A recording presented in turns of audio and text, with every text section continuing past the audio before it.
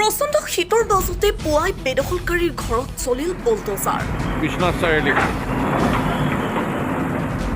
উচ্ছেদৰ জাননীৰ পিছতো আঁতৰি নোযোৱা পৰিয়ালক উচ্ছেদ প্ৰশাসনৰ।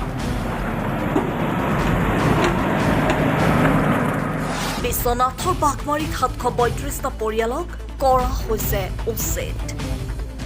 হয়, আজি বিহালীৰ বাঘমাৰীত চলিছে প্ৰশাসনৰ উচ্ছেদ অভিযান। পুৱা 7 বজাৰ পৰা 265 বিঘা মাটিত চলিছে প্ৰশাসনৰ উচ্ছেদ অভিযান। ইতিমধ্যে উচ্ছেদৰ বাবে সাজু কৰা হৈছে জিলা প্ৰশাসন। জিলা প্ৰশাসনৰ উচ্চপদস্থ বিষয়াৰ লগতে আৰক্ষীৰ উচ্চপদস্থ বিষয়াৰ উপস্থিতিত কটকটীয়া নিৰাপত্তা বেষ্টনীৰ মাজত কৰা হৈছে উচ্ছেদ। উচ্ছেদৰ বাবে 20খনতকৈও অধিক বুলডোজাৰৰ লগতে সহস্ৰাধিক নিৰাপত্তাৰক্ষীক মোতায়েন কৰা হৈছে। যিকোনো হিংসাত্মক পৰিস্থিতি নিয়ন্ত্ৰণ কৰাৰ বাবে দাঁতি কাষৰীয়া জিলাসমূহৰ পৰা অনা হৈছে আৰক্ষী নিৰাপত্তাৰক্ষী। বাঘমাৰী পাৱাৰ গ্ৰীড প্ৰকল্পৰ সমীপত ইতিমধ্যে বুলডোজাৰ মজুত কৰাৰ লগতে সষ্টম হৈছে নিৰাপত্তাৰক্ষী।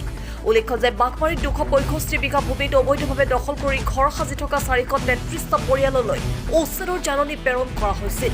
প্ৰশাসনৰ উচ্ছেদৰ বিৰুদ্ধে 68টা পৰিয়ালে গুৱাহাটী উচ্চ ন্যায়ালয়ত আবেদন দাখিল কৰিছিল।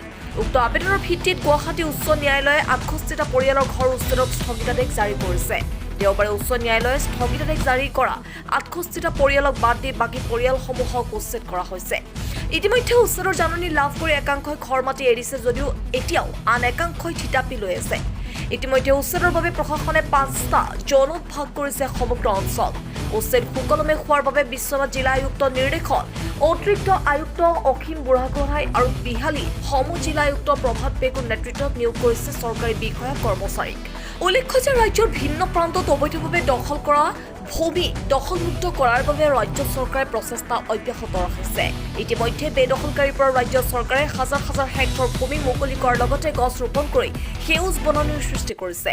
ইতিমধ্যে গোৱালপাৰা ৰেংমা বনাঞ্চলকে ধৰি বহু ঠাইত উচ্ছেদ চলাই মুক্ত কৰিছে দখলকাৰী ভূমি। Bureau report NETV।